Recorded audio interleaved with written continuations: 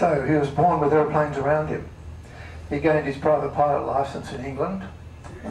He migrated to Australia as a 10-pound POM, and he worked in the aviation industry, starting with Doggett at Maylands Aerodrome. He got the bug worse than most people and got a commercial pilot licence. He finished off his training at the Royal Aero Club here after doing a bit of time next door with the then Civil Flying Services. He went up north and worked as a charter pilot, and he was taken on board by MMA at a time when they took on a whole heap of pilots, and a few months later they decided they didn't want them, so they retrenched the 12 latest people on the staff, and Charles was one of those. That gave him the idea of going overseas, so he went to Canada and worked for Pacific Western Airlines, flying DC-6s and bigger aircraft, and on up to the Boeing 707. He worked in the Arctic, in Europe, the Middle East, the Far East, Africa, Angola, and finally ended up in Hong Kong, where he worked for Cathay Pacific, flying 747-200s and 747-500s. He retired from airline flying in 1955, and he put his time into writing a book called Vengeance of the Outback. Vengeance of the Outback is the story of the Vengeance that crashed somewhere south of Southern Cross, let's say, and I don't think they ever found the pilot, did they?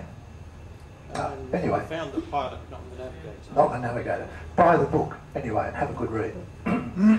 Charles has also written another book, which is due to be published in April this year. It's over east with the publisher at the moment in its final stages, and it's called Wings of Destiny, and it's the life and times of Charles Learmonth. The timing is perfect for Charles's book to be released because there's so much in the news these days about Charles Learmonth. And I can't think of anyone better to tell you about the background of Charles Learmonth and what's going on up there at Norwest Cape at the moment. Charles Page, step forward. A few weeks ago, I was invited to a Christmas party, and when I got there, they said, we need someone to make a speech and someone else to play Santa Claus. So I said, where's the Santa Claus outfit? So when Brian called me the other day, I had my answer ready, but then I thought, Learmonth Airport is worth fighting for. It's almost 65 years since her husband goodbye that day. The night before, she had a premonition that her husband was going to be killed the next day in an accident, and she tried to talk him out of it. But he said, no, I've got to go, it's my duty. Breakfast time the next morning, again she tried to talk him out of it, and again at lunchtime. And then just before he left for the flight office, about 1:30 in the afternoon, she tried one last time, and he said, look, I'll call you on the phone when I get back. Well, he took off in formation with two other Beauforts, flew out over the Indian Ocean, just to the west of Perth, and as you probably all know, the tail trim jammed, and he was forced down into the ocean, and all were killed. At that very moment, a telephone rang in Marjorie's married quarters, and she picked it up thinking that he was phoning her to say he was back and safe and well, but the line went dead. And so Charles Learmonth's story is now being written by myself, and as you all know, the airport that was named after him is in danger of being named Ningaloo. This is just a brief biography of Charles. His ancestors came out in 1834 from Edinburgh, Scotland, settled in Tasmania, and then sailed across to Victoria. He boarded at Geelong Grammar School for 5 years and joined the Air Force in 1938. And we'll go up to the next one. They left on their family farm just to the north of Tirrandarra there. He was actually born in Portland, and the name of the farm was Karama. It was a sheep farm, and they were tutored at home for the first few years, and then he was sent to Geelong Grammar, actually just north of Geelong Grammar, at a place called Corio. Now this is Charles on the left and John on the right. John went on to join the army. He was captured in Crete and later died in POW camp. He had a younger brother, Bruce. He died in infancy, and an older sister, Peggy, who eventually got a PPL license. Now, this is Geelong Grammar School, the main admin building on the left with a clock tower. And this is the cricket pitch in the front here, and during the war, all sorts of aircraft used to fly over and actually land on it. One day a Spitfire dug its prop into the cricket pitch, and after that the practice was frowned on. On the right, just back one, thanks. On the right is the All Saints Chapel, and inside there's a whole series of stained glass windows to the war dead, and one is for Charles Learmonth and the other one is for his brother John. In between is the colonnade, and on the left side there's a plaque for the World War I dead, and on the right side for the World War II dead, and in the middle the War Memorial itself. Now, when the students are walking from the school to the chapel, they're not allowed to talk inside that colonnade, and this is strictly observed even today. On Anzac Day, they have a very touching ceremony when all the students carry a cross for one of the war dead, and their name is called out, and the student walks up and puts the cross in the ground there. So after he left Geelong Grammar, he worked in Melbourne in the insurance business.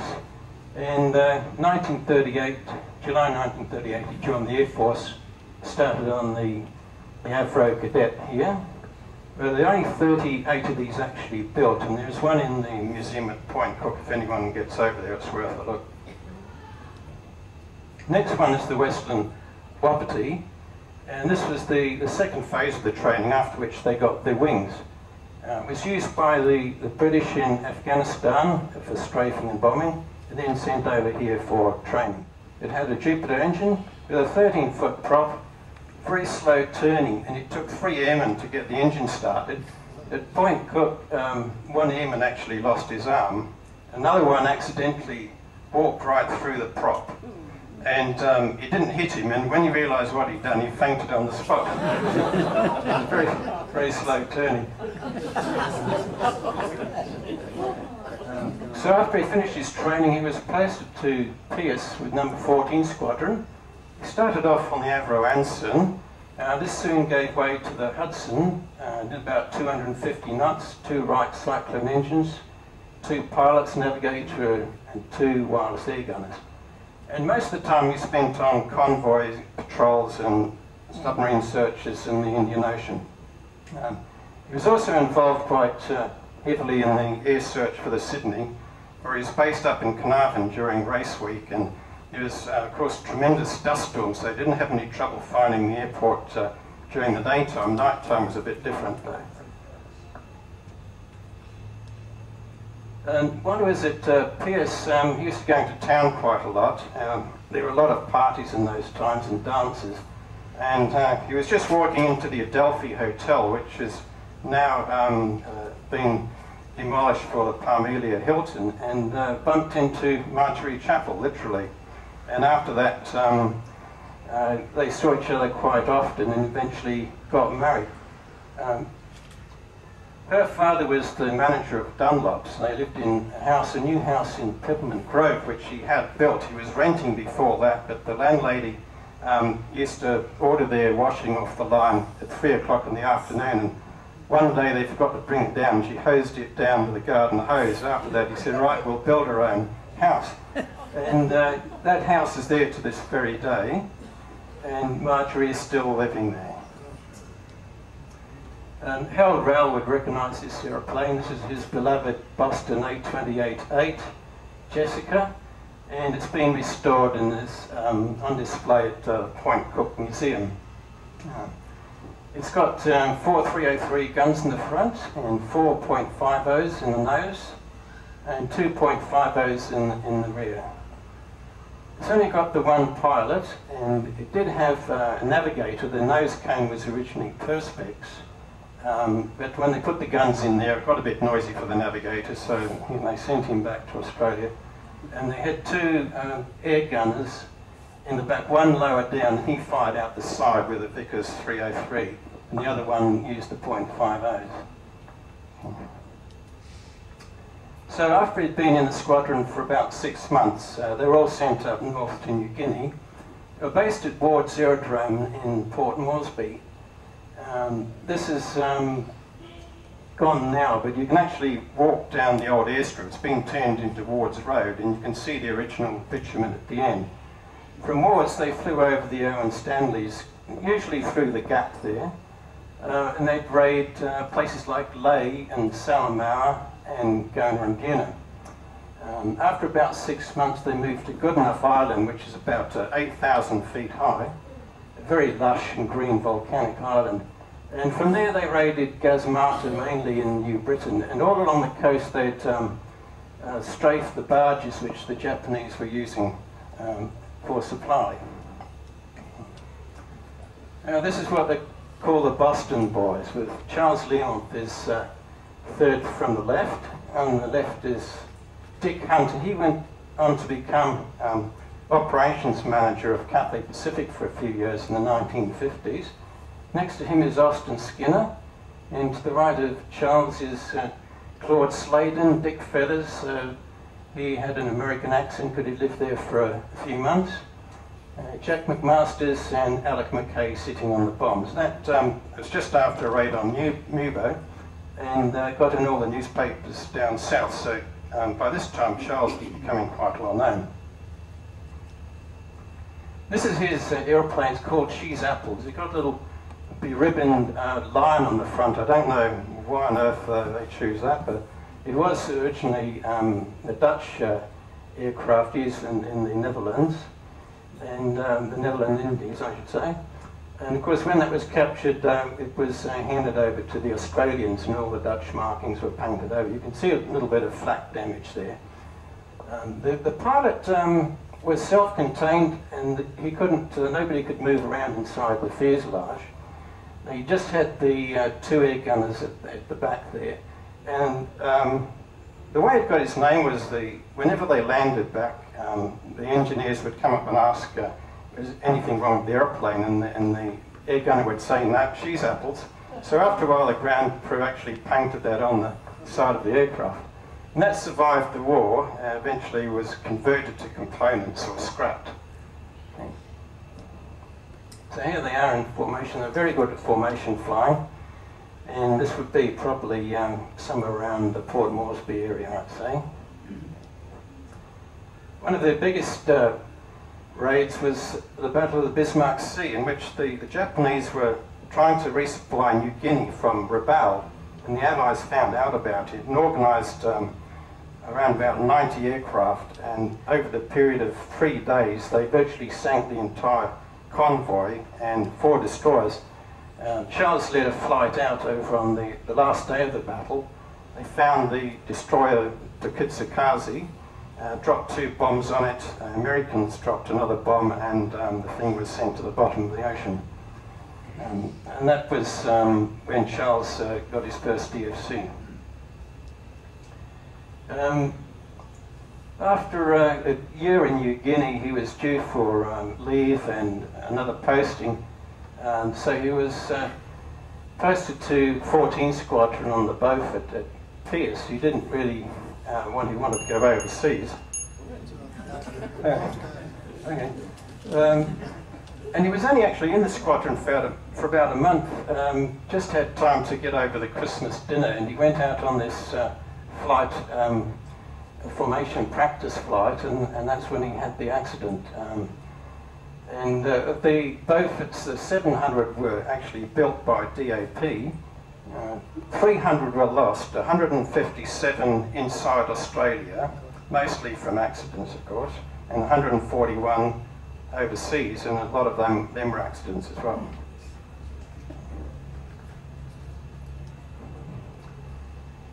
The Shire didn't actually know that Learmonth Airport was officially named, so I sent them out the details. They had the librarian look into it, and without that they would never have known. They thought, oh well, it wasn't officially named, we'll just change the name anyway, you see. This is Marjorie Lesreff, as she was then. She remarried in 1947, and this is the original airport dedication. That's Air Commodore Williamson there, Wing Commander Lascelles on the right. He was with the construction squadron. And that is still there. This is in the terminal now. This is on the old terminal. And when the new terminal was built in 1995, it was placed inside the terminal. So this is the one they want to rename Ningaloo. It's actually dedicated to Charles Learmonth.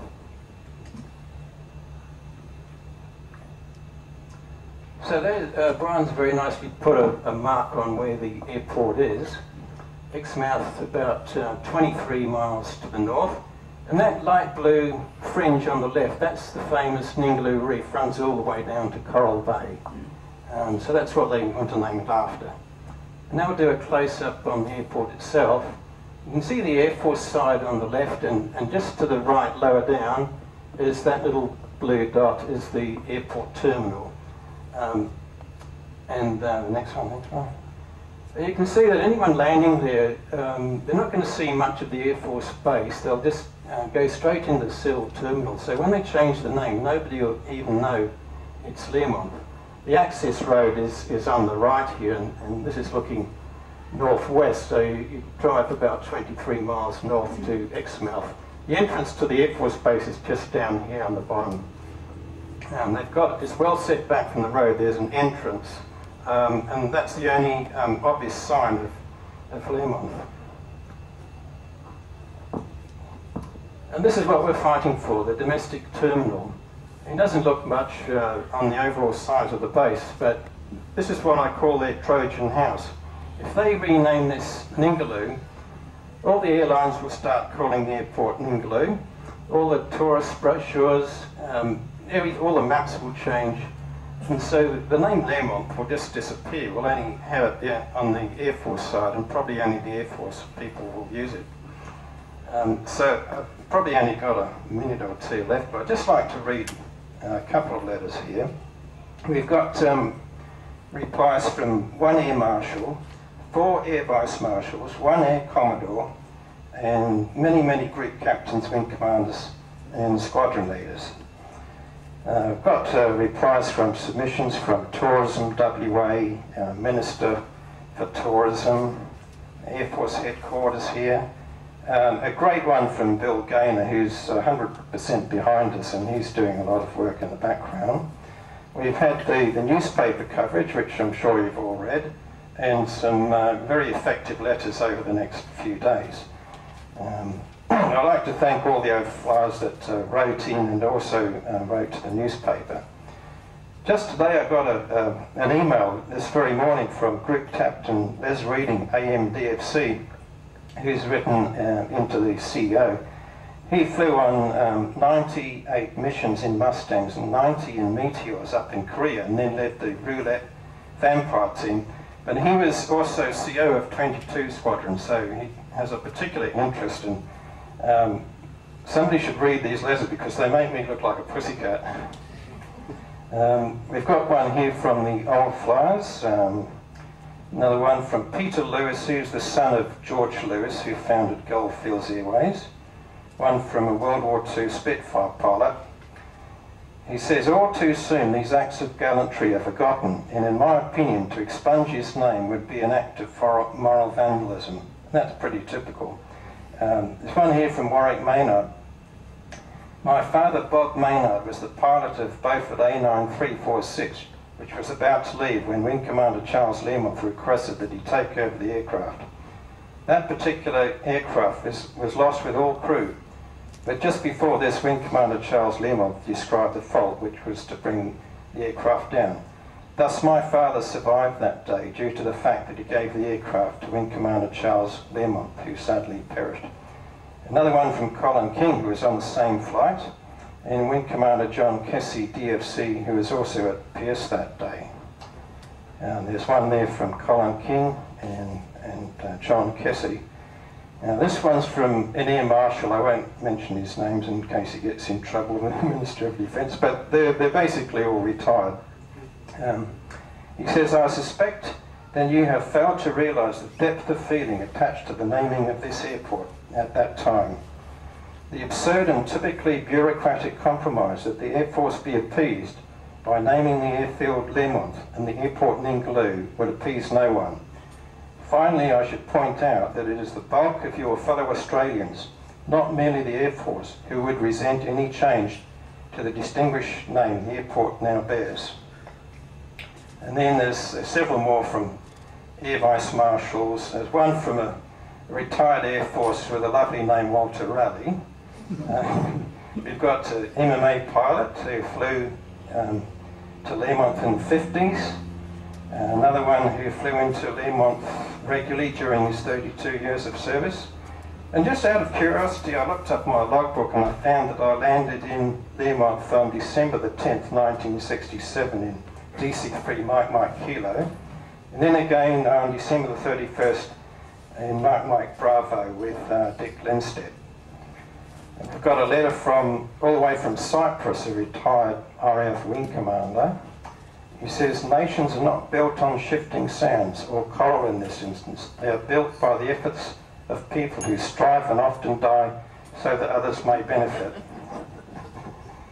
Aviation historian and previous citizen of Exmouth who say that they were actually taught about Charles Learmonth at school and had to write history essays. But I see my time is up.